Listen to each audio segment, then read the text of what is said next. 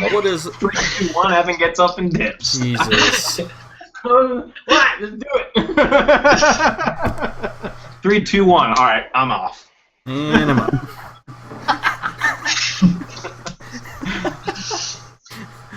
You got too many kids. You're starting to act like a kid now. Yeah. All right, here we go. 3, 2, 1, ready to go. What is up, guys? Welcome back to the Control+Z show, episode 10. Today we are welcoming special guest Tobias, or as you guys will probably know him, FaZe Zybot. Hello. And of course the usual cast of Misfits and Cut-Ups, Evan Eckerd, Ink by Dart, and Soar Rated. I always want to say Obey Rated, and then I cut myself off. Nope. You're no long. more Obey. You're long past that. I mean, you could always just be like, "Hey, it's rated." I mean, you don't have to. You have to throw the name. You know. Hey, it's that Make guy. it easier on you, dude. Hey, it's that guy. We got Evan, Josh, and that guy. That one guy. That one guy. All right, guys. So we actually got a fair amount of user-submitted questions, so I think we're gonna use those for the most part this week and get the audience involved as we promised. If you guys want to submit your questions for the show, make sure you check us out on Twitter, which is at Control+Z, or on YouTube, which is youtube.com/Control+Z as well.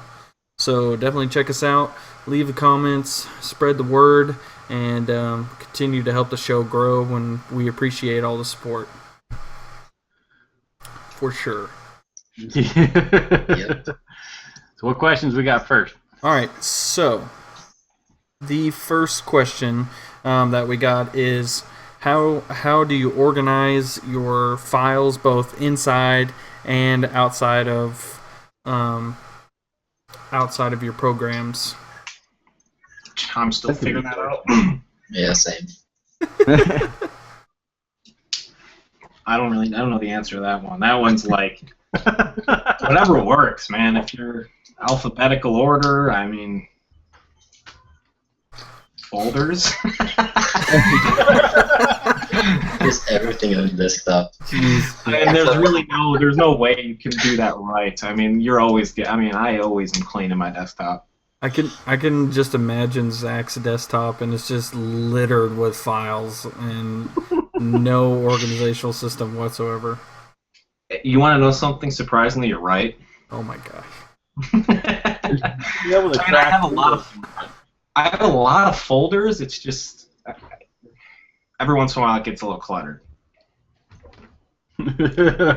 Every once in a while. Yeah, I have like Just every once in a while. Let's start with Evan, and we'll end on Zach. How about that? Oh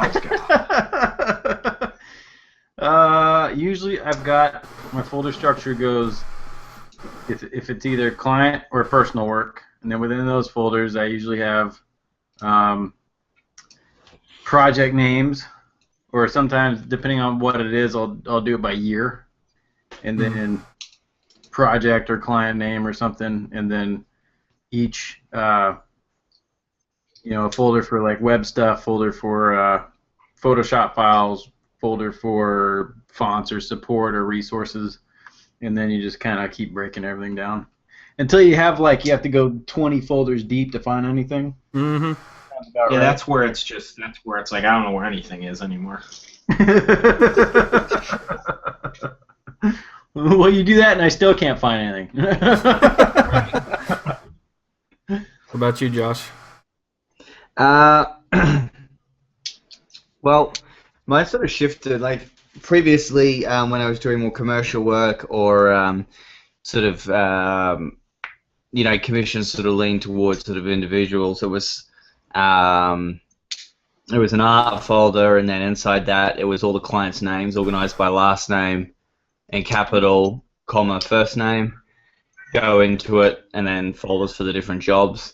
And then I remember I created a new folder inside there called YouTube, which was when I got like 1 or 2 jobs from people from YouTube, and so then I would put it under usually their YouTube name or something that I could recognize easily.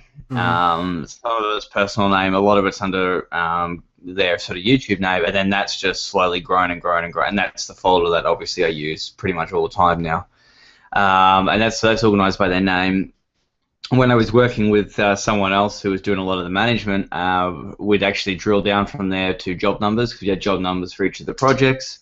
And then so we had a job number, the name of the job, and then inside of that would be all the files. And basically everything is on Dropbox. I'm on like one of the highest sort of Dropbox plans, whatever it is. And what that means is not really so much for sharing files, although that does help, but it's just a security thing. So now if someone comes in and flogs my computer, or you know, the house burns down or something like that, you know, all those client files are in the cloud. I think there's about 200 gig. Just looking at my Dropbox now. Yeah, so I've used 71%. So it's about 160 gig worth of just client folders sitting in Dropbox at the moment. So. Jeez. That's a lot. So, yeah. So, like 800 DPI or what? Yeah, everything. Yeah, most things are 300. Like I've had a couple of poster commissions, which when I finished with them were a gig or 2, like file size. Yeah. You know, high res files and stuff like that. So yeah, it's literally just everything in there. I could clean that out, get rid of old client files and stuff like that. But it's one of those things that if I clean it all out, I come back to it, and like it'll be that week that person will contact me and say, "Oh, hey, I chased this file," or something like that. So that doesn't include any of my video files either. So that's literally about 170 gig worth of just art. So art and textures and stuff like that. So I just got a tweet to the Control+Z cast Twitter that says. It was I think Evan tweeted out for more questions, and it says, "How do I suck less at drawing?"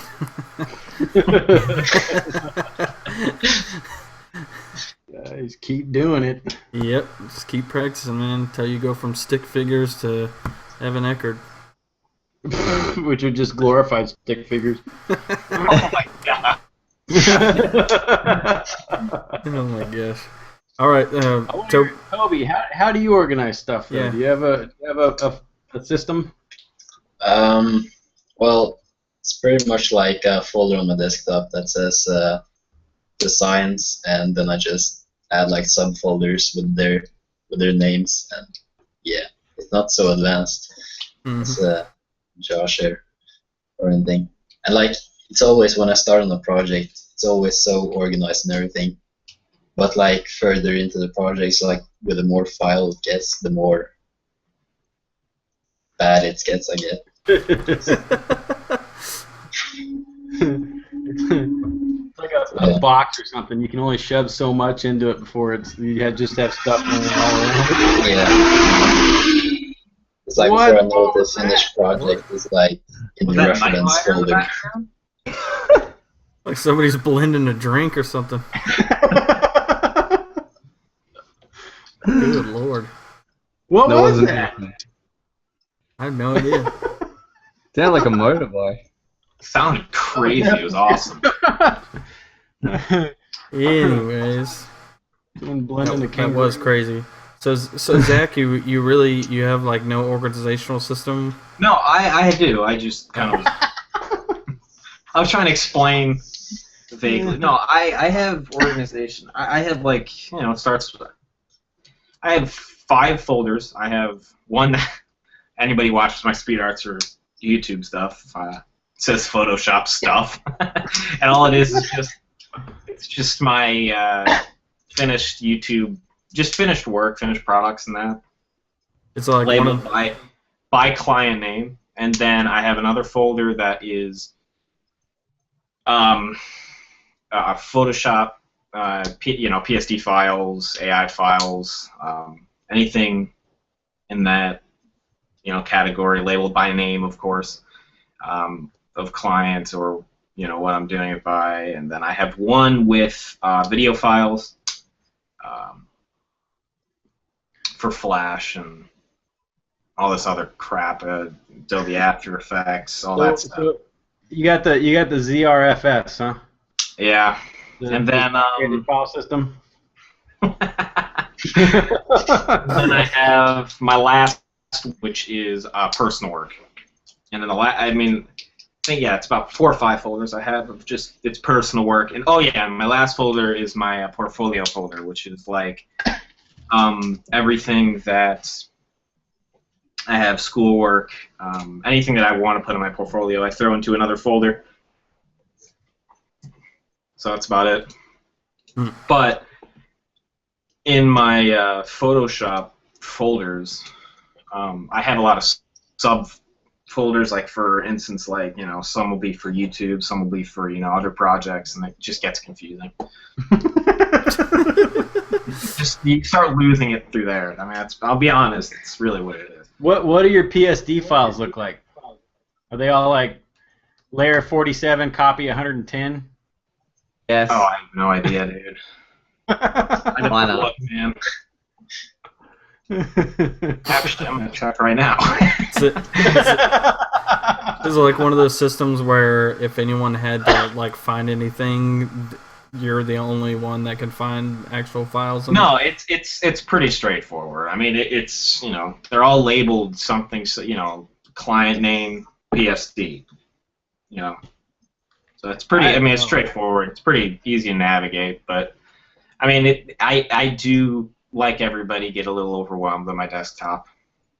Because like when you're working, I don't know if everybody else does this, but like if I see a free stock, like if I'm manipulating or if I'm trying to design something and I want to cut something out, I drag it from my browser onto my desktop, and then on my desktop in my Photoshop.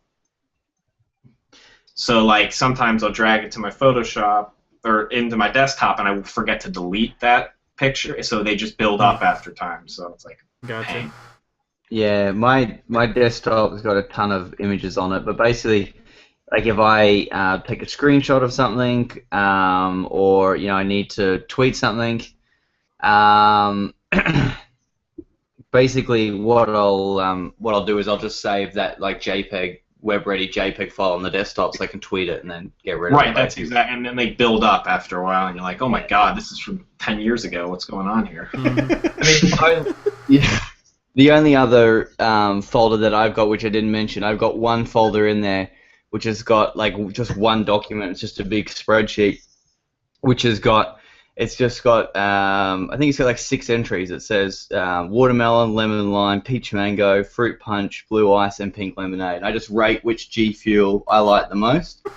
And most of you guys have G Fuel 4, but we do have a discount code available. Zach, if you want to take it. My God. That was so smooth. So smooth, dude. He's the king. He's the king of promotion. There's got to be an Academy Award category for this type of stuff. There has to be. There's only one entry, and it's just Josh in there 4 times. Smoothest delivery of promo. But the only problem is I forgot the discount code, so if you could just put that in now. What was the discount code? Consult me. Unbelievable. I was so intrigued to see what he was about to say, and all of a sudden he just goes watermelon, pink lemonade. I'm like, oh my god, dude. The code is Ctrl+Z for 10% off G Fuel at gfuel.com if you guys want to check that out. It is very delicious. And if you want the spreadsheet, I'm sure Josh will put it up so you can rate it for us. I'm just looking after our sponsors, that's all. He kind of owes us since he's burned so many bridges for us. I'm working my way back. They're getting rebuilt slowly but surely. Yeah. So the way that my files are organized, I just have a folder, and it has graphic design, web design, and then personal design. The web design folder isn't as full as I'd like it to be, but the graphic design folder I have separated YouTube, Twitch, Twitter, various things. And then inside of that folder, there's the client. Each client has their own folder, and then if they're return clients, inside of their personal folder, I'll do like summer 2014 or fall 2014. If there's someone I know that's going to keep returning, and so I'll throw any source material that they send me, PSDs, final work. It's all organized into files so that I can find it easily, because honestly, if I didn't have it organized like that, it would be lost in the abyss of my computer forever. Where do you keep all your Flash stuff? I have In the a... recycling bin, where it should be. Recycle bin. Hey! No, it's it has its own folder inside of the graphic design folder. It's called Chaos and Heartbreak. Yeah. Not enter. And you click into it. No, really, do not enter. It's called... Go back Two now. folders that say really don't enter until you actually get it. It's called... The folder's named... This folder will self-destruct if Evan accesses. Yeah. Evan will self-destruct if Evan accesses this. The folder just says "love me" with a question mark. I worked in Flash for like 4.5, 5 years straight, and I still, to this day, I think back and I would just wonder how in the world I spent so much time in there without, like, I don't know, burning down my home or something. I feel that.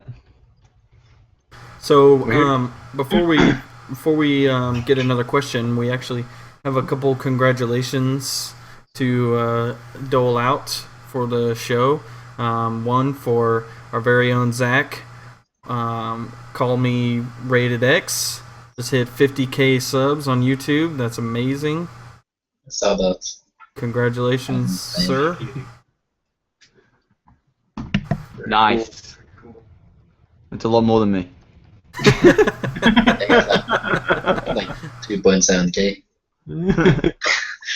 That is, yeah. When did you officially cross over the 50G? It was like 12:30 last night. Yeah.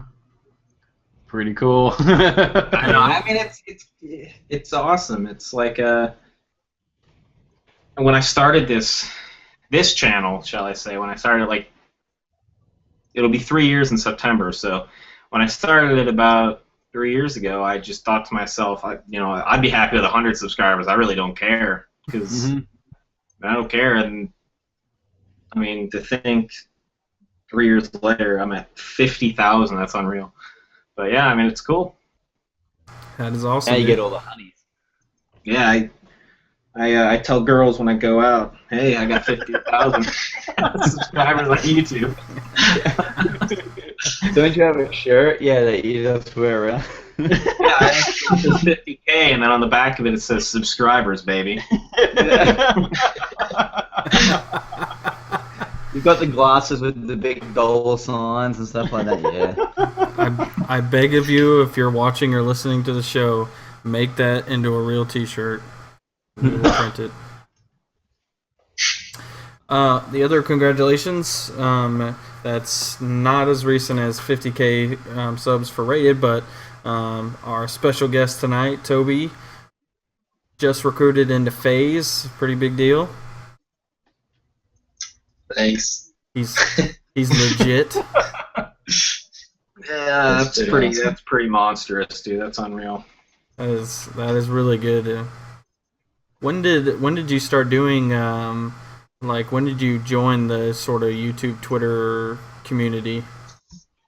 I've kind of always been in the YouTube community and Twitter community. Like, I think I first opened my first YouTube account like 4 or 5 years ago or something. And I was just like watching Call of Duty videos and stuff.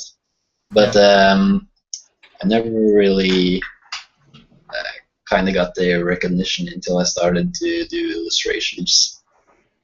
And when I got my tablet and stuff. When was that? 7 months ago, I think. So yeah. Yeah, I was gonna say I didn't I hadn't heard of you until about 6 months ago, I'd say. So that's a pretty rapid ascent there. Yeah, I kind of in everything actually. Like, I first started out with editing, and then I started like some graphic design, like YouTube banners and stuff, and then I started doing motion design, and then I went back to editing, and then I started illustrating. Hear that, guys? Motion design. You hear that? Hear that? He's a fellow sympathizer.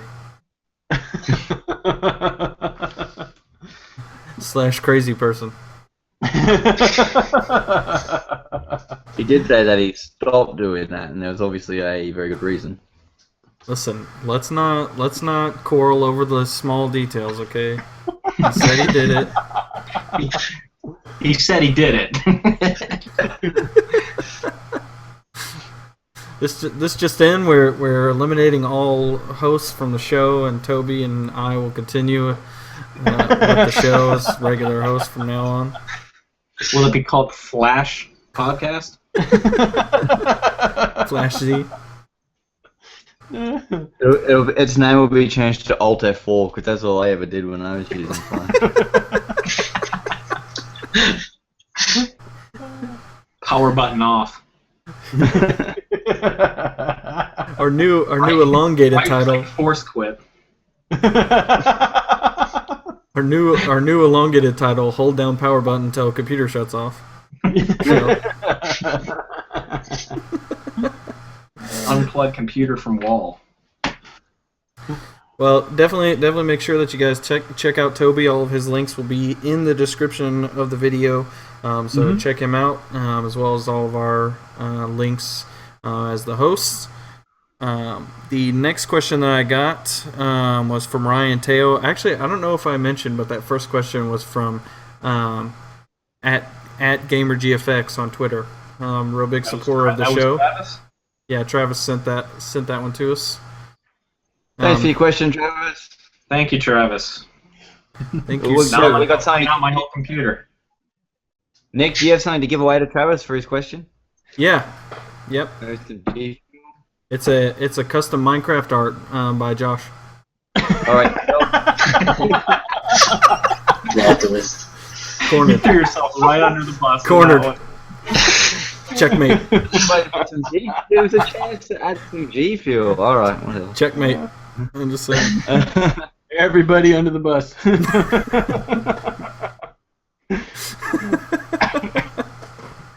That would have been a good G Fuel time right there.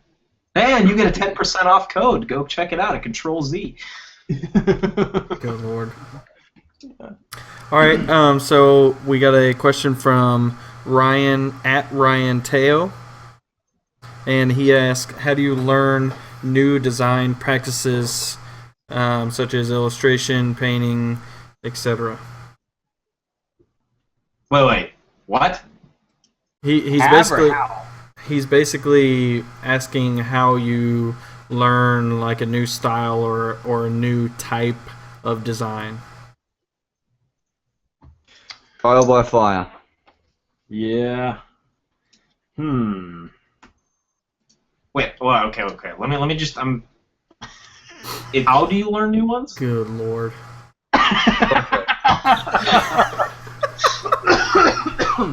I think Zach needs to go to bed. So whenever you're trying to learn like a new style, like you're trying to learn how to do something new, you could even go back to, like, let's say, how did you learn to start doing? Like, you're basically saying, how do we so basically, what are the steps we take to learn them? Yeah. Yep. What resources do you use? Mine's literally trial and error. It's just if I just I do something, and if it looks good, it looks good, and if I fail, I fail, and then go to the next one. I don't know. That's my opinion. I don't know.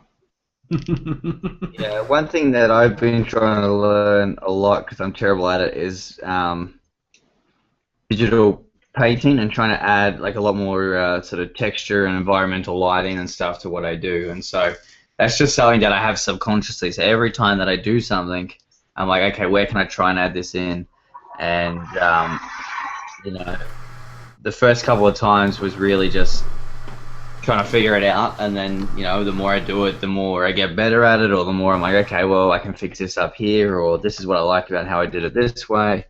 And so plus these days it's just so easy to just type something into YouTube, or you usually find that there might be something to get you started, but most of the time I find that you can spend so much time looking around that sometimes it's just better to just jump in and actually do something. Or you spend all this time just looking around and trying to figure out how to do it. But if you actually just get in there and do it, it'll work, That's actually funny you brought up lighting as being something. I've always had problems with lighting. Yep.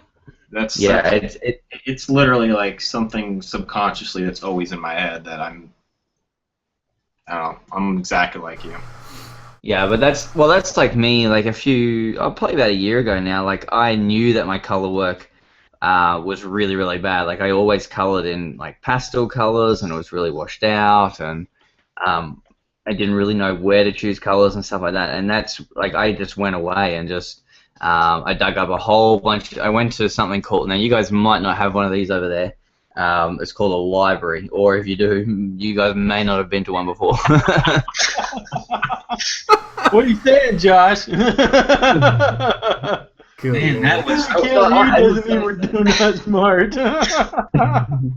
I'm just saying that no one goes to a library anymore. It's all just Googling and whatever. So I actually went and found like textbooks on color theory, and I went through and sort of dug up information on sort of color palettes and how color works, how color interacts, and all this sort of stuff. But that wasn't what I did at first. What I did at first was I was trying to find examples of someone just tell me how to do it properly. So tell me how to do this. And so I was trying to skip the process of learning why all this works, why these colors work together, and how all this is interlinked, and instead just going to just give me, like, just figure it out. Just tell me, okay, if I'm using this color, how do I pick this color, or how do I pick this color? And that was the wrong way to do it. So when I sort of went back and I started looking at things again, and I started learning everything again, then I started to learn more. I was like, okay, this is actually it. So I think there is two ways to approach it. I don't know if that really made any sense about the two different. If you're looking for basically someone to just tell you the answer for a lot of things, or just give you a tutorial, sometimes that doesn't work. Sometimes you need to learn the process behind it. That may only that certainly applied for what I was doing, and that may apply for a few other things as well. Mm-hmm. Yeah. Yep. No, I definitely learned kind of on like one example that I learned was this one.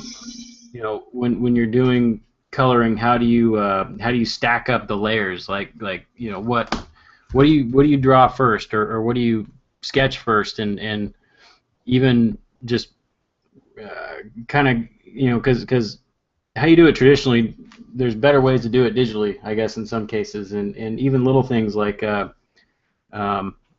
was talking to another illustrator, and he would take the sketch and overlay it in Photoshop on top of his color.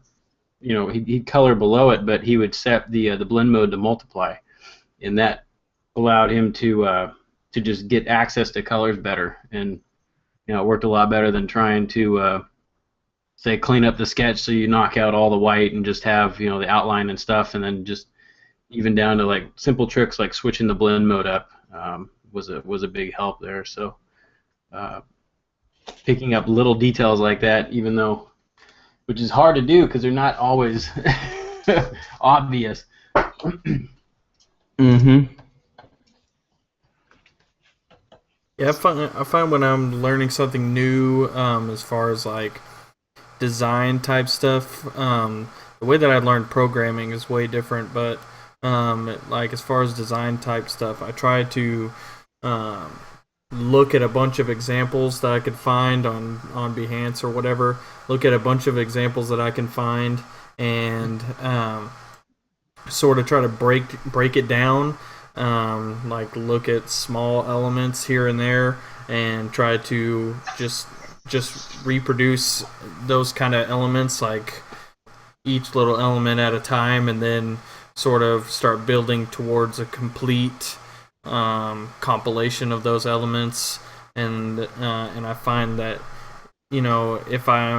whenever I was trying to learn character illustration, I would just draw like a bunch of eyes, and just draw tons of eyes, and then draw a bunch of noses, and then draw a bunch of mouths, and just sort of break it down into the little parts. And then once I felt comfortable where I could draw different shapes and stuff comfortably, then put it together into one piece, and make a whole illustration or something like that. And like just recently, I started doing the calligraphy name tag sort of things. I did one for Toby today, and like if my sketchbook was near me, I'd show you, but I just did just a bunch of Z's, and then I just did a ton of A's, and then I's, worked through his name. I had like a page full of Z's and a page full of A's. Just did a bunch of them, and then I found a few that I liked and put them together to make up his whole name, and I find that works for me, at least. Yes, same here. Which letter is the hardest? S. The C, like especially with calligraphy and like lettering in general. It's kind of unfortunate that I'm called Seba, but I find C the hardest. See, mine's pretty close. I can't draw an S to save my life. Yeah, that's mine as well. I can't do that. I actually love drawing S. My favorite is T. T and E. Yeah. Why? Like T's. Because the T, you can do so much with the top. Right, true. And then the E, you can do it so many ways. Like you can do it where it's just 3 lines. You can do it to where it's backwards. You can do it different, but like it's just you can put a lot of style into it. Yeah. So probably what I'll do is I'll just start doing those name signatures, and anytime I have an S, I'll just hit up Toby for a nice S. Just throw that in there. Namesake by Pixels to Life. S done by Zabot.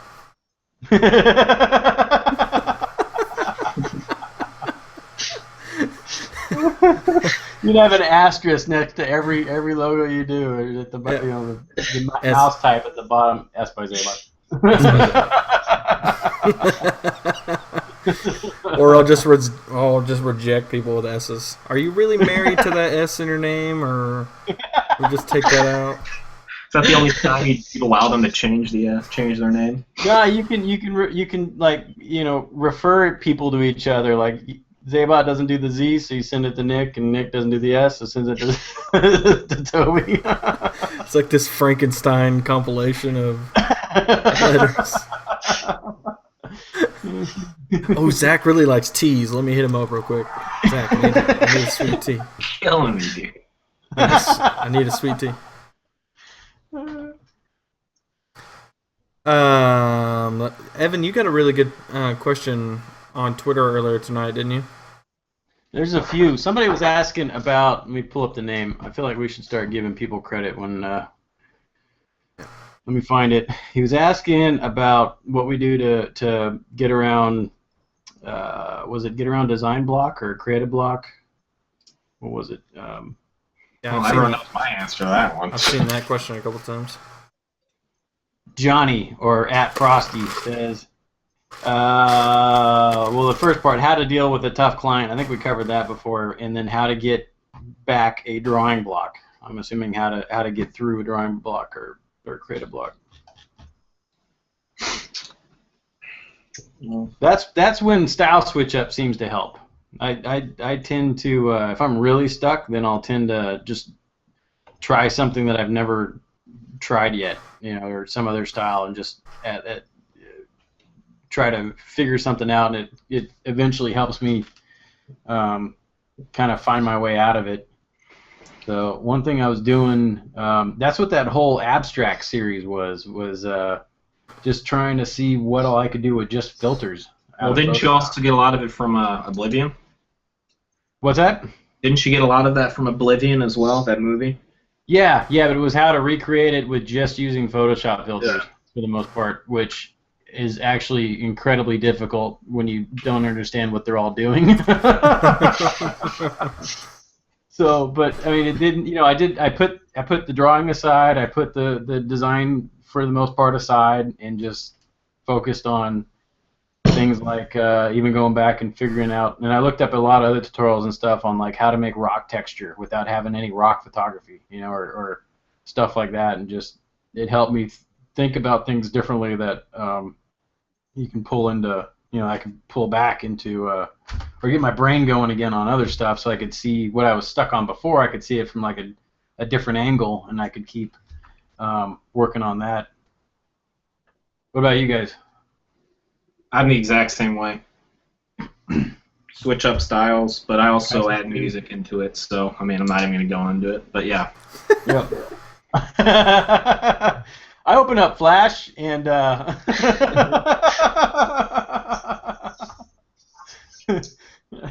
gonna make Evan some Flash stuff and just send it over to him. I'm gonna like delete one frame from it and be like, to make this work, you have to add this one frame. One line of action script. That's the only thing holding the whole thing back. Figure it out. Ready, go. You're gonna get something interesting in the mail there, Nick. God, he has my address.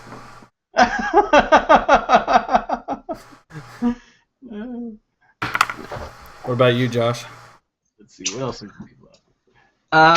I'm trying to think. I mean, I like to say that I don't deal with it too much. A lot of the time, the clients will sort of tell me what exactly sort of has to be done. So a lot of the times it can be paint by number. I'm not sure if that changes things too much. But in my game, and the amount of work that I have to get through, and the amount of work that I do get through, and the amount of clients that sort of I push through as well, it doesn't really allow for it, I guess. So I really just need to, a lot of the time, just either push through it or something. I mean, the only thing, like, if I need to take a break or something, that might be a little bit different. So for something like that, I'll either play some games or something. I usually play some NHL or something on the Xbox. But I also do a lot of miniature painting for like sort of Warhammer and Infinity and stuff like that. So I'll occasionally maybe do something like that. But a lot of the time, I usually just have to push through it. So if I don't have an idea or something like that. But see, it's a little bit different because all my stuff is relatively within the same genre. And it's sort of like, hey, you need to draw this, and so I can usually come up with it, have a Google around, and look up some looking at stuff like the Blizzard artwork. Usually, so you can get my mind going a little bit, or the D&D artwork as well. I look through a lot of the D&D books. Mm-hmm. And that can help as well. So I guess stuff like that.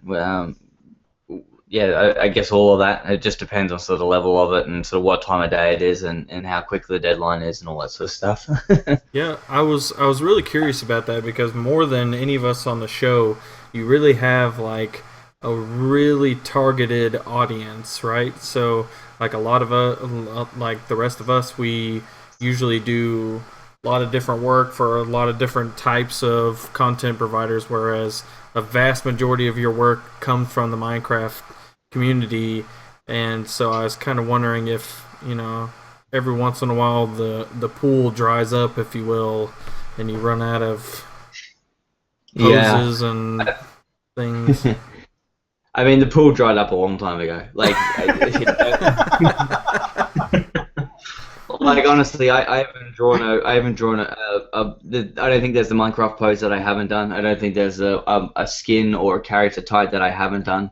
You know, I've done a million wizards, I've done a million rangers, I've done a million knights, I've done a million warriors. You know, it's so for me, it's I guess it's that challenge of making it a little bit different each time, and trying to handle things differently. But yeah, I guess it is a little bit different in that regard because if someone says, I need to draw a knight, I'm not going to sit there and be like, not sure how to, like it's sort of ingrained so much into my mind now on how to do it. I guess a little bit more it comes when I do sort of the non-Minecraft work, definitely. But that might usually take a little bit more thinking or a little bit more playing around and stuff like that because I've got to, even though that's what I used to do more regularly, now I've got to go back and sort of, you got to rethink again and sort of remember about sort of like head positions, body positions, proportions, and hands, and all this sort of stuff that you didn't have to worry about before. So that's where all these other things will come into play, I guess. Mm-hmm. Yeah, whenever I get like a designer block or something, I just open my sketchbook and put on some music and just draw like random face expressions, like really weird face expressions. I don't know why. Yeah, it's sometimes the sketchbook is good for sort of removing you from what you're doing specifically, but still keeping you in that design state of mind. Yeah. So that's really good. Yeah, I feel like there's a relief when I laugh while I draw or something. That's so a good that kind of takes the pressure off. Because whenever I get like a designer block, it's usually because there's like a lot of pressure or like I'm stressed or something like that. Yep, that makes sense. I never really thought about that before. Yeah, what you think after doing it for this long that you think about like what triggers it, but I think you're right. It's probably stress or I don't know. Yeah, or boredom. Age. Like if you're working on a project and it's like you want like 7 different characters on a banner or something, I usually get a little bored if it's like the same thing. Then I kind of need to do something different. I think it's being repetitive. Like if you repeat the same thing over and over and over and over again, it's kind of like just like okay, that's all I know how to do, and like I don't want to keep doing it. So then it's like you get frustrated. It's like you don't want to do it anymore. Yeah. So then you kind of like you get this block of like what else to do, and then you kind of I don't know, you don't push yourself anymore. Yep. I was reading that somewhere. It was saying that the I think it was on the Behance newsletter. I meant to read the article, but the headline was something about how to make your career bulletproof in your creative career, and it was talking about how to never have to always have a want to learn, regardless. And I guess which is why I wanted to read it because they're right. I mean, the moment you get kind of set in your ways and you don't really challenge yourself or want to learn anything is when you run into blocks and just get into you turn into me. I found sometimes I'll look for like little contests and stuff like that they're doing, or like right now there's a guy that I recently discovered. His name is Von Glitchka. I use lynda.com a lot, and he's a regular contributor to that website, and he's running a 21 days of drawing sort of challenge right now. And so basically every day he gives you a new subject and you draw that. Like he just posted the first day and it was cats. So you just get into your sketchbook and draw some cats, and it's all hand drawing stuff. He doesn't want any digital illustrations or anything for this particular challenge, so it's really cool. And with him giving you the subject matter, it really opens up your creativity and sort of gets your juices flowing and gives you practice at illustration if you're new to it. Yeah. Yeah, that sounds awesome. Yep. You I've send seen out that other link. people on Behance making like projects with that, like 21 days of designs or something. Hmm. It looks awesome. Actually. Yep. Yeah, I see like a lot of people they'll do the letter challenge, and just every day they do one letter from the alphabet and do something, until they get through the whole alphabets. Man, Stuff I like need that. to Yeah. do all Stuff too. like that's really good. Let's all do that. We should do that. Yeah, we should. Maybe we should do that. That'll be kind of cool. It'll be kind of fun. Yeah. Yep, we could post them on the Ctrl+Z Twitter and have the fans submit their stuff if we want. That'd be cool. It'd be pretty cool. We can run a little challenge. Idea! Oh, and we can also throw in some gamma winnings. God, we could. That's what Remember, 10% off. Control+Z. Let's just real quick. We'll just make it rain G Fuel on you guys. Well, now I know where all the samples are going. Yep, they're all dried up. They sent them all to me. We have another question that kind of falls into line from Dean, or BOPSC15 on Twitter. He asked, what's your preferred brand of marker? Oh, see, I'm out of this. Violence. I don't even know. Oh, come on, you gotta have a marker. Got this in my room. What is... The Sharpie? Is that a Sharpie? The Sharpie paint marker. See, there you go. There you go. I actually hate the Sharpie. Yeah, I'm old school. I draw in graphite. That's how I learned to draw. Yeah. I spent a lot of years with Sharpies. They're fine. They're good. Sharpies are great. I learned when I went to school. My drawing classes were very old school. Like we did charcoal, a lot of graphite, a lot of different ways of doing charcoal. Like we did charcoal on a canvas, and then we had to use erasers to manipulate the charcoal into the canvas. Which was really fun. It was awesome. But that's really the way I draw. Is like pencil, paper. That's it. So I really wouldn't know. What about you, Toby? Marker. Which marker? Currently, it's like the pilot markers, but I just ordered some Tombow calligraphy those are markers. good. Yeah, My brush kid's pens. stealing all mine. Those are good pins. Yeah, so I'm hoping that will be my new favorite since I just bought it. I found somebody posted a bunch of typography or hand lettering where they're using this Copic marker. Is it Copic or Copic? I don't know. Yeah, Copic. Yeah. Yeah, it sounds. But it's like super wide. The marker head is like, I don't know, almost 3 inches wide. It's this big, crazy wide marker. So I bought one of those. Been playing around with that, and that's a lot of fun. Yeah, I've seen those. Yeah, I saw a calligraphy artist post that on Instagram. Like They're crazy. I mean, one swipe and like your whole paper is covered in ink if you don't watch out. Yeah.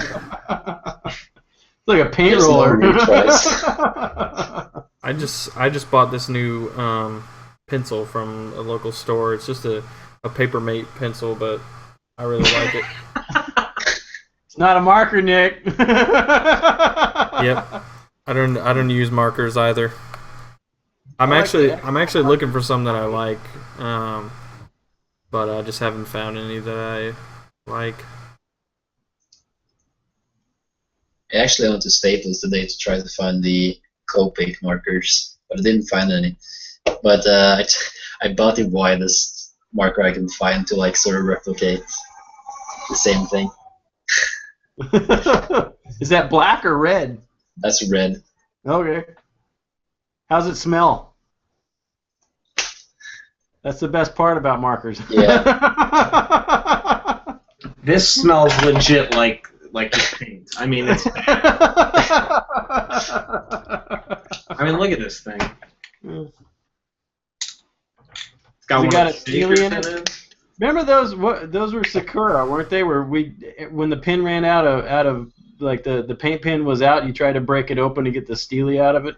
Oh, The little yeah. ball yeah, bearing in yeah. there.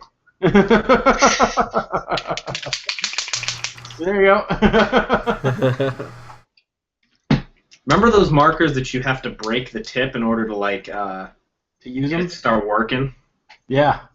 I got one. I got this brush pen by I think it's Pentel, and it's got this cartridge in it, and it took like you have to put it upside down and let it leak for the first time into the brush, and the thing took like an hour. I had to just Yeah, no, that's what I have to do with this thing. Like, it's got a push thing on the bottom of it, so you have to push it to like where the brush will like let the paint see. It's weird. yeah. Yeah, same on this one, the Pasca. Like, yeah, it takes a while actually on this one to kind of get the ink flowing. Do you guys do a lot of sketching to final piece work, or do you mostly do your sketching digitally? I actually love it digitally. I don't know. I like the Control+Z feature. I don't like the eraser. I like the Control+Z more. Do you guys do that? Where like I'm finding where I do that now, where I'll be drawing something with a pencil and I'll mess up and I'll fill my left hand, do the Control+Z keystroke instead of like flipping it over to the eraser. I do that with more things than just drawing. It's actually free. Like, every time I mess up on paper, it's like in my head I'm thinking, okay, I gotta press Control+Z now. Yeah, And then like 1 second later I realize like, oh. it's so bizarre. It is weird. You're just like that muscle memory sort of Yeah. kicks in. Yeah. Actually, now that I think about it, I think I need a new sketchbook. I think I just ran out of it, or ran out of the paper. Always gotta have a sketchbook on hand. I forgot mine the other night. Whenever I went into the office and I was like doodling on post-it notes. Oh, all my stuff's back over near my cabinet. I mean, I'm sure you guys see my dog flopping around over there. I don't know what the hell he's doing. But a second ago, he was just growling at me because he wants to go out, and now he's like passed out on my bed. Like, I don't understand what he's doing. Is his nickname Floppy Dog? It's like You don't it's just when you go, oh, understand. He woke me yeah, you up. get 2 in the morning last night. subscribers and you forget about me. Too big for me now. I He actually woke me up at like the middle of the night last night, having to go to the bathroom. I was so frustrated. I actually just bought a new sketchbook because I wanted something that was a little more portable. I had like a larger one that was like sort of like a notebook Oh, here's size. just came out with a good question. What type of paper do you guys? You guys like using heavy paper? Or you guys like using the thin crap paper, preferably? Printer paper? Yeah. No, I mean it's a big thing because like when we were doing drawing, we had to do like certain pounds of the paper and stuff. I don't know. I just like the thin, crappy ones because of the Yeah. price. It depends. I don't know. What the sucky part is when you get a real good sketch going on crappy paper, and then you want to ink it and you realize you can't because it's gonna bleed Right all over through it. Yeah. it. What's up, dude?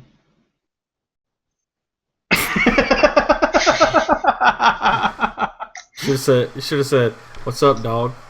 He's breathing really heavy right now. It's frustrating.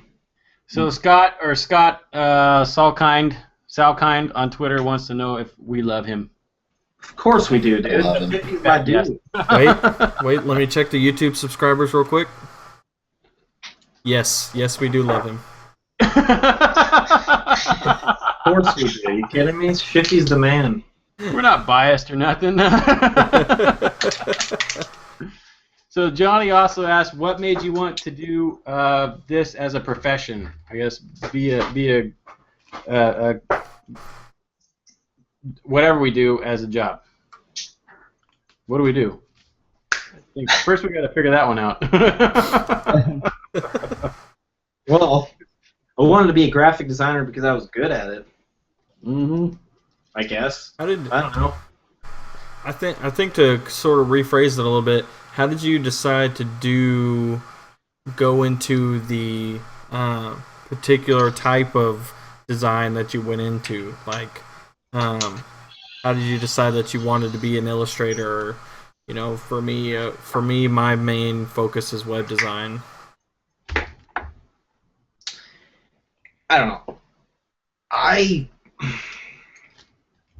wanted to become a graphic designer because I don't know. When I was younger, I don't know. I always had something. I was always just had a creative mind. I always had, you know, ideas of, you know, how things should look, and I saw Photoshop one day. I always was like intrigued by it. I mean, even at the early stages, even though I was like a really little kid at the time, but I don't know. I thought it was cool, and then when I started it, I don't know. It just kind of came natural to me. I'm not trying to, like, you know, say, oh, I'm great at what I do, but you know, it just came natural, and I guess I'm okay at it, so why not? Isn't your dad in the graphic design? My dad is a marketing guy. He does marketing. He runs a marketing agency, but he hires the graphic designers, but he's more of like the business side of it instead of creative side of it. Oh, but okay. he has the creative mind to it. So I've been around him my whole life. But yeah, it's just, you know. So I do actually a lot of work for him. So That's cool. yeah. That's cool. What about you, Toby? I've just kind of always been that kid at school that always drew, I guess, instead of studying. So, kind of, I didn't really, like, until like a year ago or something, like, really think about making this my profession because I just did it for fun. But then I found out like, you could buy a tablet and stuff, and that kind of just triggered everything. Did you sort of float into the other things that you're mentioning earlier, like video editing and motion design and stuff like that? Yeah. To try and I don't know, like were you getting hung up with illustration and you just wanted to try new stuff, or was it just curiosity, or? Well, I think I was like trying to find something that I really enjoyed doing. But like at that time, I didn't even know that a tablet existed. Like I thought every illustrator out there was like pen tooling. Sick with like a mouse. With a mouse. And like I tried that, and that didn't really work out for me because I'm always kind of doing it like freehand stuff. So yeah, it's kind of like I always try to find that creative thing. Almost. What about you, Josh? My story's less entertaining. I never drew in high school. I never really wanted to, like, I never sort of grew up wanting to be an illustrator. Never really knew that much about drawing. I read comic books a little bit, and so that inspired me to draw a little bit. I guess maybe because I was more grounded, I guess I sort of just realized that, like, the chances of actually doing this full time. I remember having conversations with my wife. I think I was married by the time I started drawing, so like I really didn't do it at all.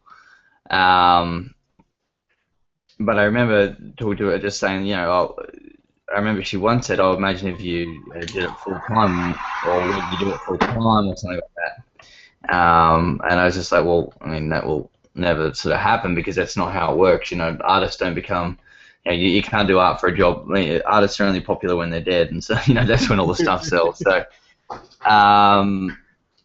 I really had no sort of driving passion to do it at all. Which is really weird. And then sort of circumstances made it so that it became, there was a few circumstances on top of each other that made it actually become a point where I was like, oh wow, actually I could do this full time. And then after that it was like, okay, well, you know, absolutely, and it's something that, you know, I definitely wanted to do, especially being able to work from home as well. That's a huge benefit. So. So again, yeah, my story's a little less inspiring. It was like I a really necessity, or Not really. It was sort of just like I enjoy doing it, and I always have enjoyed doing it, and I will always continue to enjoy. I mean, but I mean, it's certainly it's hard. Like some days, like you're just like, oh man, either you just don't feel like it, or you just don't have the go to do what you got to do, or some of the jobs on are just, you know, not really what you want to do. And it's very easy to say, oh man, you know, complain about it or say something.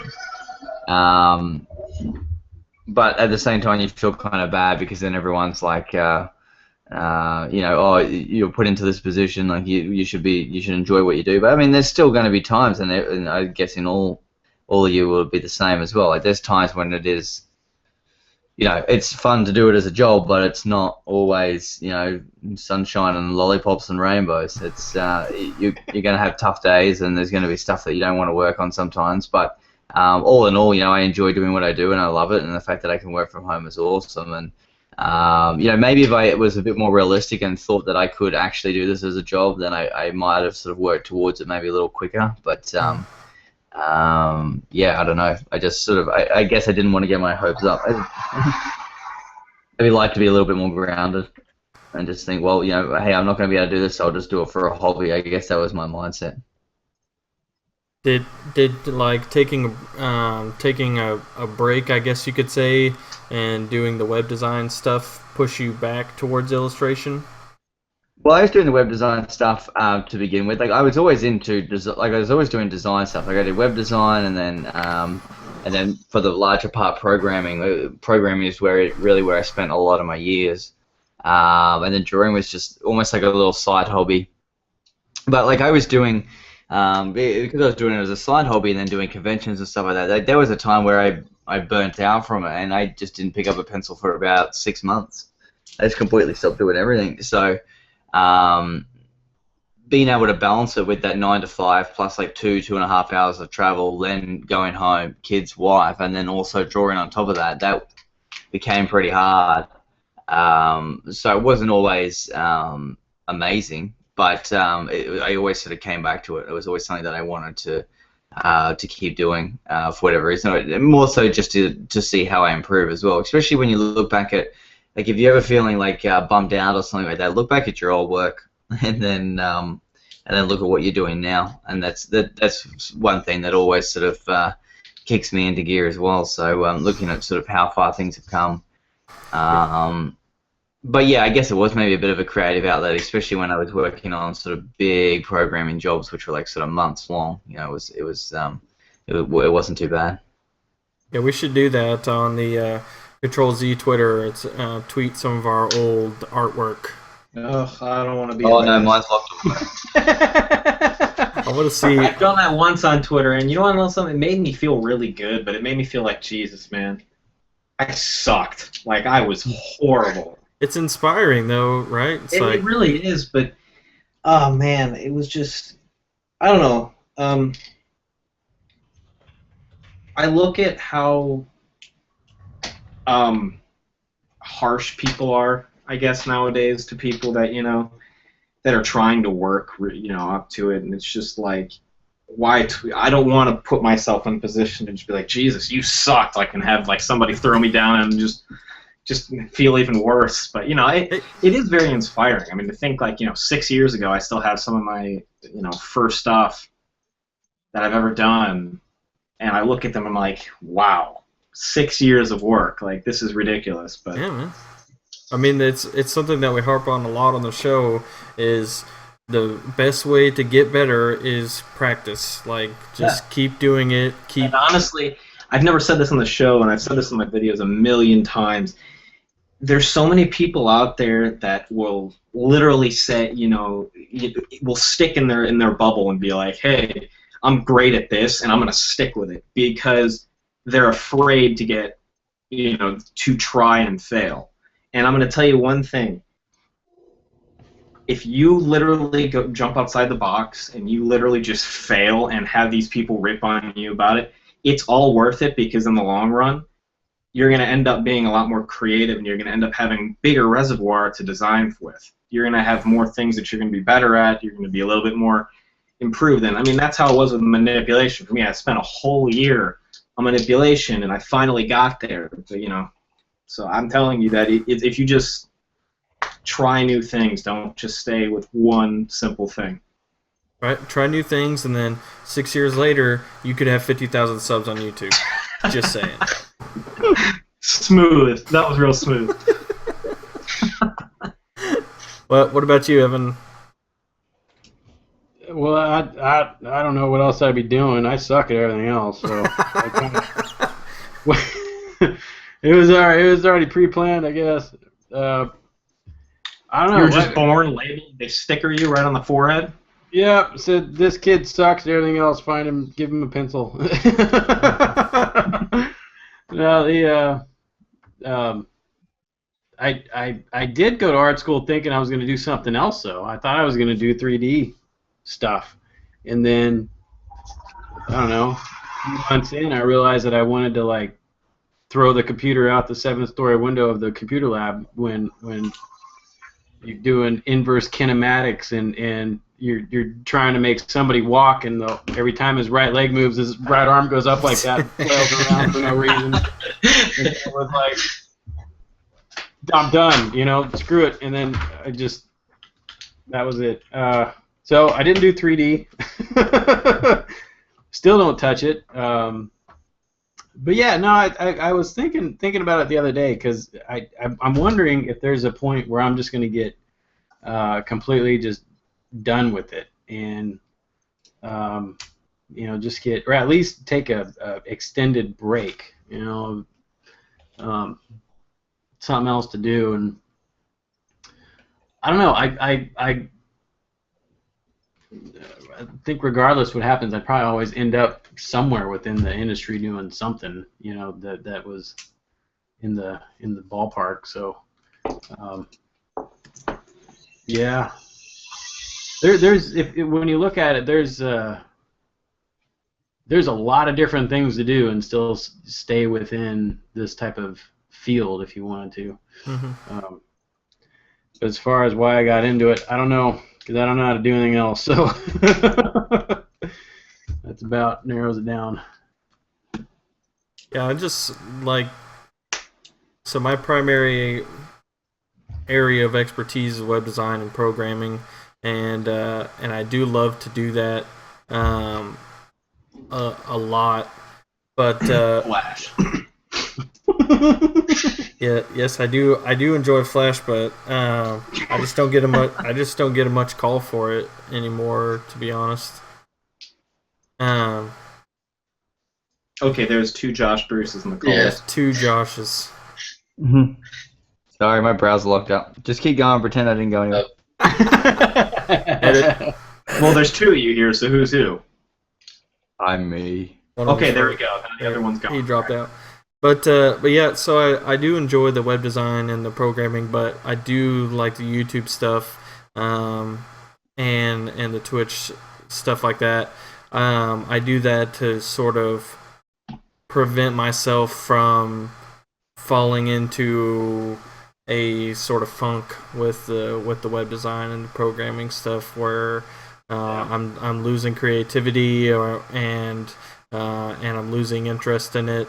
If I notice myself doing that, then I'll start hitting the YouTube stuff and Twitch stuff a lot harder to sort of distance myself from it, so then that way I miss it and want to go back to it. Yep. Same. That's why I've been doing all the calligraphy stuff. Yeah. Everything. Just need to do something else. Your calligraphy is on point, man. I like it a lot. Thanks. Yep, those calligraphy pieces are real popular. Sort of one thing that you notice whenever you're really active on Twitter is that there's a lot of trends, right? So they change quite a bit, but then there's just sort of, it's like a cycle of trends that go around. The calligraphy thing's kind of catching on right now, but what it's been recently is the logos on top of the photography thing. Just kind of seeing it a lot. I've sort of seen it around the community for a while, and I just did a few of those pieces for YouTubeable and Miss Heart Attack. I did a couple of those pieces a while back now, and then I saw that one of the Phase guys, I want to say it was Nikon, did a wallpaper pack for it, and then I started seeing it everywhere. Yeah. I actually posted a tweet about it, like, can we stop, please? I don't know. I think it's Good if it's done well. There's Yeah. but there's a lot of you start seeing it where it's you see a lot of kind of, I don't want to say copies, but definitely inspired, and then it's just kind of, it's not done as well, and it just kind of it burns out that style across the or that trend for a while. It's on to something new, and then somebody does it good again, and it comes back. Yep. I first started whenever I first joined the YouTube sort of design community, 3D text was a huge thing, and it was just so obnoxious. Yeah, no, I had that problem with interface. I started doing a lot of interface stuff, like where it was like, now I don't know if you call it interface, but it was like real high tech, like orbs and kind of like different mechanical stuff and wires in the background going into like. Yeah. I have a few things in my portfolio of it, and I used to do it all the time, and then I would see people attempt it, go for it. Like, I have no problem if you attempt it, but it doesn't come out the way I would expect it to come out, and it just kills me, because then I see it and it's just like, okay, well, all right, it's enough. But it kind of goes everywhere, and I have no problem with it. It's just, that's kind of why I don't do that stuff anymore, and it's also so time consuming. It's unreal. That's another reason why I'm glad that YouTube already killed off the GIF banner stuff. Oh, dude, I agree 100%. Well, I take that back. I was kind of excited. I wanted to see like the marquee stuff come back and all the goofy animated flames and all that stuff from GeoCities days. And I started seeing all those GIF banners, and I have no problem with it. I was working with that stuff like years ago, 5-6 years ago, all the time on like like how on the website forum signature stuff, how you can get it to like all the different GIF stuff, and that's where I was working with it all the time. And so I had ideas like flowing already, like where I could really get some really cool stuff moving on the screen. And just the minute I was about to do something, I was just like, I heard that they took it away. I was like, seriously? Oh, really? They took the axe to it already? Yeah, that one up there, it's still live, but now it won't. You can't even upload GIF as a file type anymore. Wow. Yeah. Nice. Somebody probably did something real inappropriate with it, and which probably there's no way to monitor those things, right? But it's like, they keep, I don't know, somebody's just got to go in and do that banner code correctly, because it's, even when you use other formats, half the time it's telling you the file size is too big when it's not, and it's just a complete mess. I find if I upload a banner and it doesn't look quite right, and I go in and fix it and then try to upload the same one, it'll say that the file size is too big for some reason. But if I change the name to something different, same file, but different name, then it accepts it. It's a hard thing to put on a site like YouTube. I would love to see that coding and everything like that. I would love to see I the wouldn't. frame of that actual site. Because there is probably, I mean, if you notice, I remember for a while everything was like pushed to the left. Yeah. They have a lot of white and a lot of room for a lot of other things that I'm sure that they could probably do, but I don't know. I actually, it'd be really interesting, kind of getting a little off topic, because I did a new video that I got mixed feedback on. It was basically a flashback where I designed a. Oh, I saw that. That Yeah, was yeah. pretty cool. It was a 4 or 5 years ago. It'd be 5 years in December, I believe. YouTube had the original YouTube background with all the modules and how you could really customize everything. Yeah. And I wanted to design one in 2014 and see, what it would come out with. And a lot of people were like telling me like how much they missed it. And some of the things I really wonder with YouTube is why did they take away the clickable feature of like HTML coding your actual banner? Why did they take away all this stuff? And the creativity of it. Yeah, spam. They probably couldn't monitor it, and I don't. Well, You got to think of the direction that. image maps are getting are those what's the term? I should know this. What's it called when it's outdated and they like get rid of it, or they're trying to get rid of it? There's a name for it. Extinct. Just about. What do they call No, that? I know what you mean. No, I know what you mean. They're outdated. They're just trying to phase it out. Yeah, they want to go to something new, but I wonder how much of it has to do with like security. Yeah. Yeah. Well, I know it was. You could really put. I mean, like with those links. Now that I'm thinking about it, you could probably put some sites in those codes that were just outrageous. But Yeah, I mean, those were some features that it was like when you came to YouTube, that was like the cool thing. Click everything up top instead of having like now having to put your actual. Oh, if you want to contact me on Twitter, here it is, and put up all this type in areas that you don't need it. And you didn't get it unless you're partnered. Right, and it was kind of like for partners nowadays, we really don't have anything special. Yeah, there's no advantages like there used to be. Other than quote unquote money, with even if you're unpartnered, you get AdSense money. I mean, Yeah.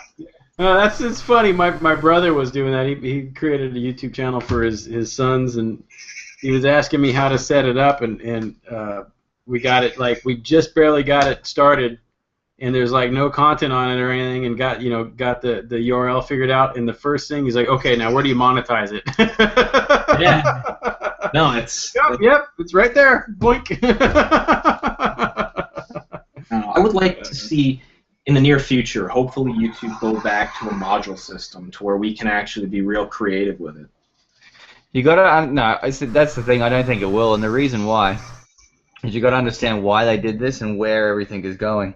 Everything is becoming responsive. The big thing right now is responsive design. They're making everything work across all these different tablets and all these different things. And so I think that's why they created these banners. So it's one format, and if you look at it on your phone, you can see it. If you look at it on your iPad, you can see it. If you look at it on the TV, you can see it. So they're trying to bring everything, trying to stifle the creativity, I guess. But what it does do is it just makes it easier to manage, and it makes all these things, because those backgrounds, there's no way to really make them sort of available, to work on all these different formats. I don't think so. I think that's where they were. I'd like to see you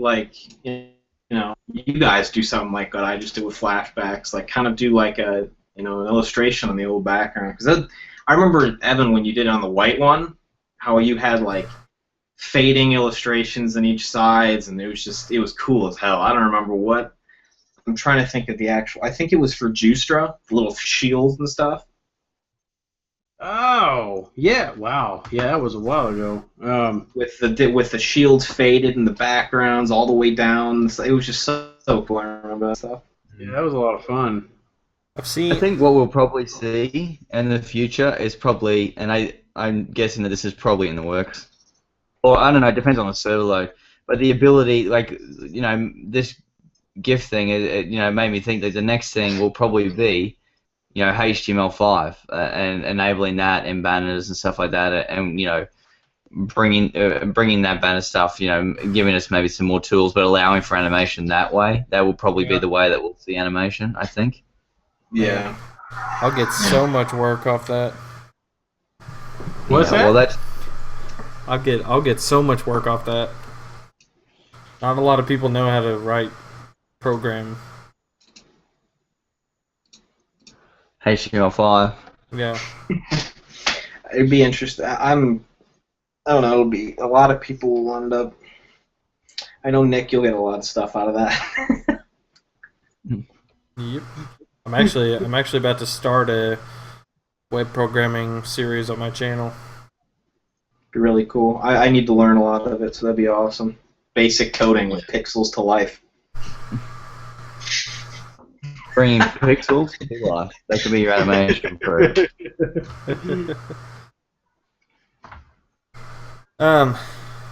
Shoot, I don't know where I put my phone. Okay. All right. Phone. Yep, I have the questions written down on the document. It pulled up on my phone. Yeah, we're talking about a lot of people had asked the question about design schools and whether they're worth going to and which ones are good to go to and how to decide which ones to go to. I saw several questions related to design schools. I don't think there's a right school for. I mean, there's a right school for each, for different people. I can't really say that like, oh yeah, you should all go here because you're gonna love it and then you're gonna hate it. I mean, As far as I know, I don't think do they have like specific schools for specific types of design? yeah, my school it's actually a fine arts school. Hmm. They have a graphic design program which is very prestigious, but it's like most of the people that come out of my school are fine arts majors. They do drawing, painting, that type of stuff. Yeah. But there are like schools like I know in Seattle, DigiPen. That is strictly a gaming school. I mean, you go there for 3D design, gaming, all that stuff. Mm-hmm. Full Sail got a good graphic design program, but I know that's mostly a music school. I might be wrong about that. I don't know. I looked into that one when I was searching schools, and that one someone told me that if you're really strictly going into graphic design, go to an actual art school or something like that. But yeah, I mean, really, in my opinion, it depends on the person. It depends on the learning experiences, and if you do go to a school, some people don't need school. I mean, really. But I mean, it depends what you want to do with design. I mean, if you want to work in a firm or want to work in an agency, most of the time you're probably going to want to go to school for it. Yeah. But if you kind of just want to be a freelance designer and do this just for the hell of it, I mean, I don't know. Yeah, as far as getting into a firm, it's going to be a lot more difficult to get into that if you don't have the degree. I'm not saying it's impossible, because I've worked at design firms and I don't have a degree, but well, there's a lot more of difficult. a lot of art schools now. The design programs actually put you into an internship with your as you are in the school. So for instance, like you'll be working for different clients while you're in school, like on projects, and a lot of companies will come to these schools, put you in an internship, and you kind of work through that type of thing. So you kind of are like basically working already as an internship, and then once you get out, you get into that firm. or agency or whatever it is. I could probably argue the opposite there actually. But this is just personal experience. When I was doing the hiring at we were doing some interviews and stuff like that I was sort of running when I was at the agency.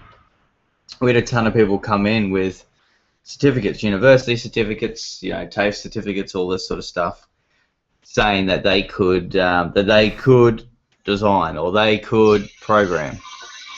And I would sit two of them in a room, and I would sit one dude that's been sitting there just tooling around with things, hadn't gone to college, some of them were still in high school, but just mucked around in his own spare time and was learning these things, maybe did a few websites for clients, and then I stuck the university person in a room as well. And you guess who I picked every single time was the kid who was mucking around doing what he wanted to do. He may not have the docket behind him, but he had the passion to do it, and he knew what he was doing, and he had more experience. He wasn't sitting in a classroom listening to some bloke just yap on about something. He was actually going out there and doing it. I'm not disagreeing with you, but I'm just saying, most of the time, I mean, you will get that all the time, I mean, a lot, but. Oh yeah, like I agree. Like a lot of safety bet, go to university or go to whatever you guys call it over there, because then you are going to have something behind you.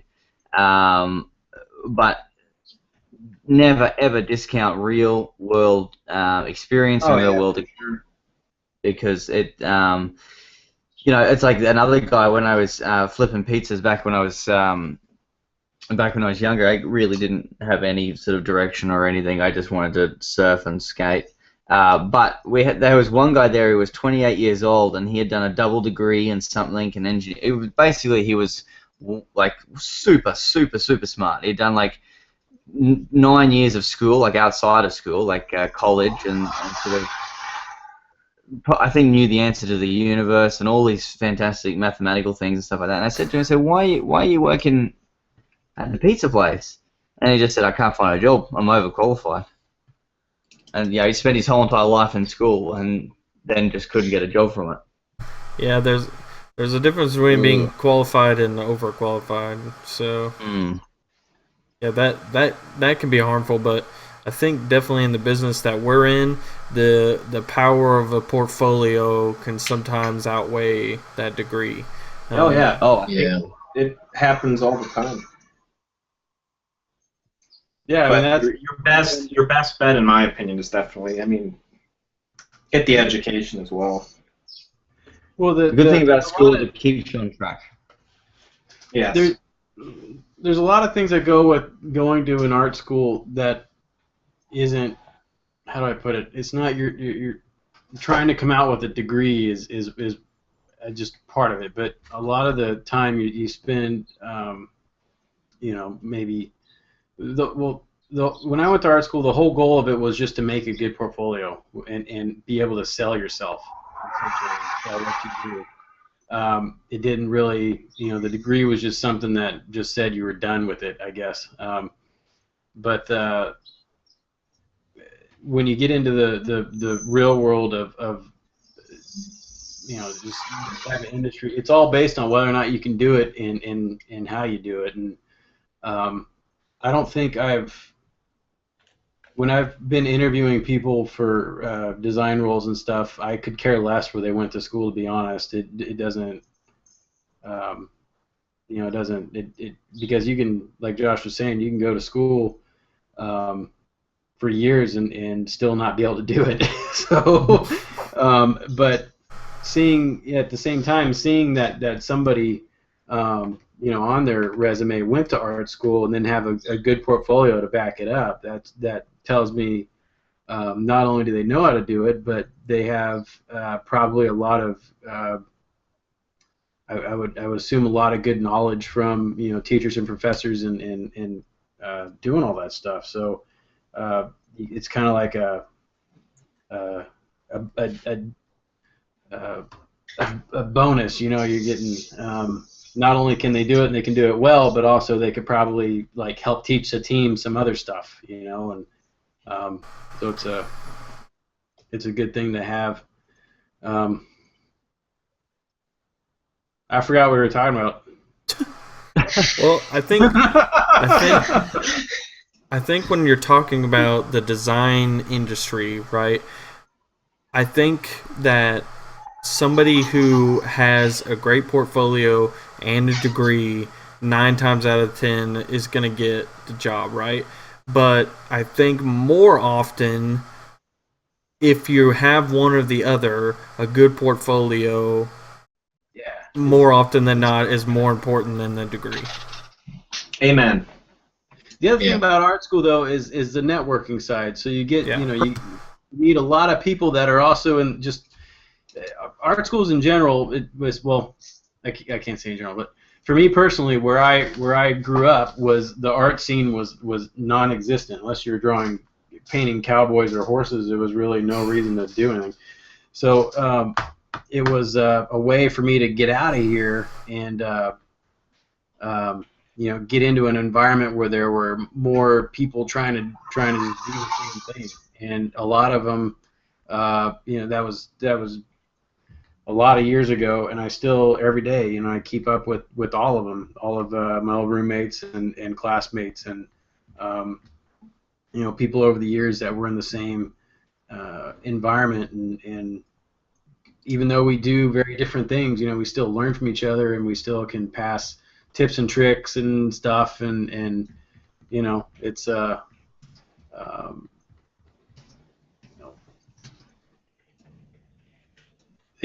it's like it's the value of that is just outweighs actually almost sitting through classes in some cases, just the people you meet there, and the people that you connect with for years down the road, from going to but I guess that works in whatever you're going to do, if you're trying to get around and stay around those same like-minded people, it's just going to help you go even further, when you have friends and help and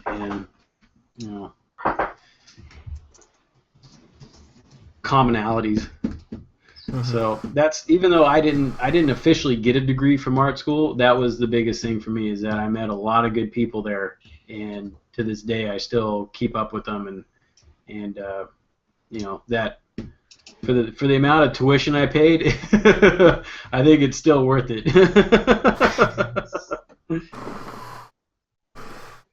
Yeah, it's Yeah, definitely looking for a job, it's usually portfolio. Well, it's like, I would say 95% of the time portfolio is what's gonna land you.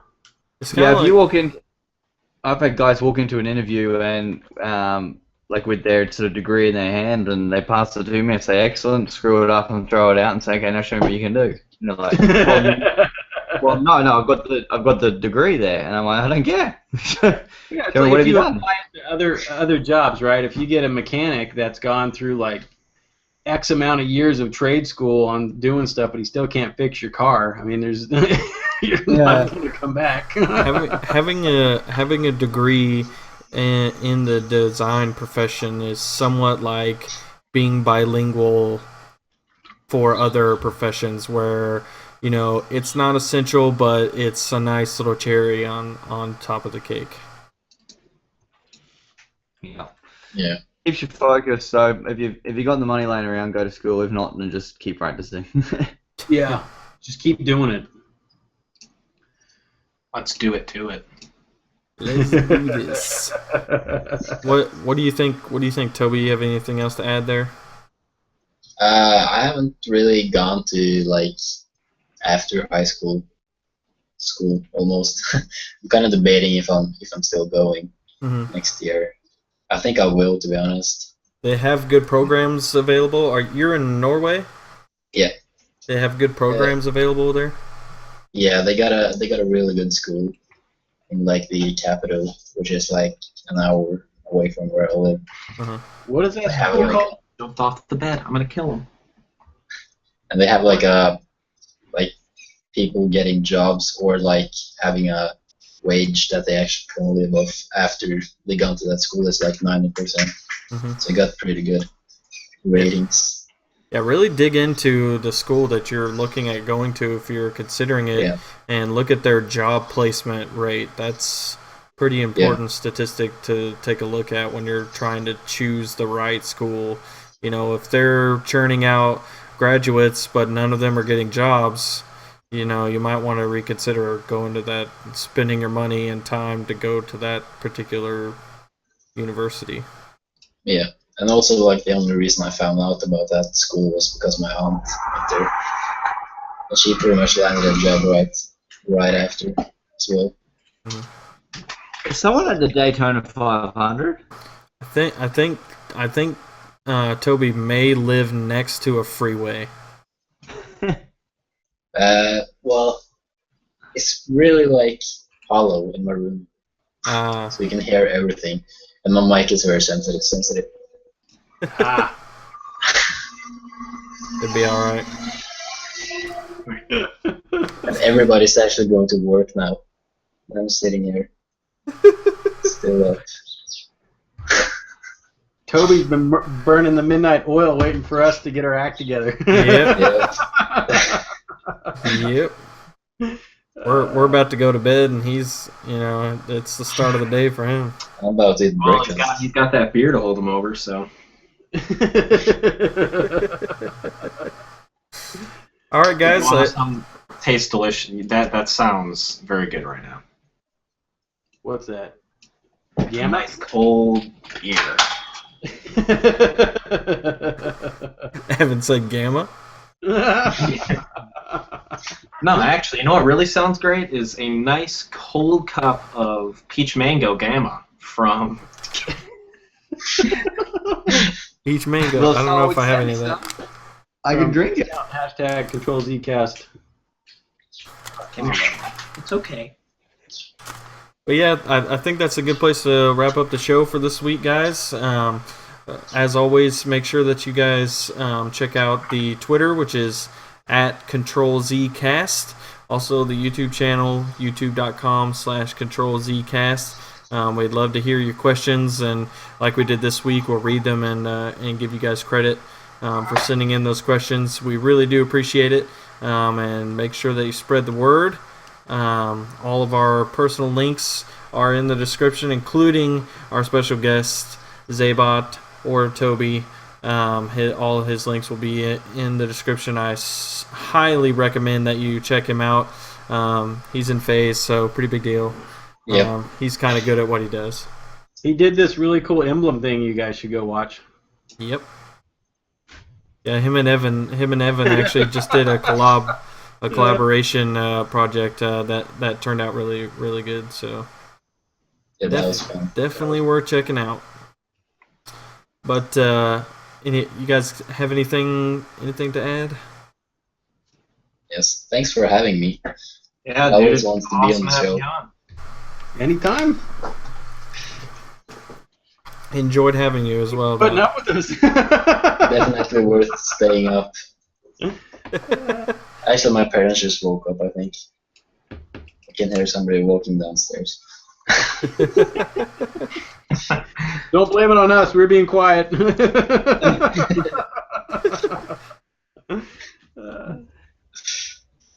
All right, guys. All right, we'll see you guys next week. Later. Bye. Peace.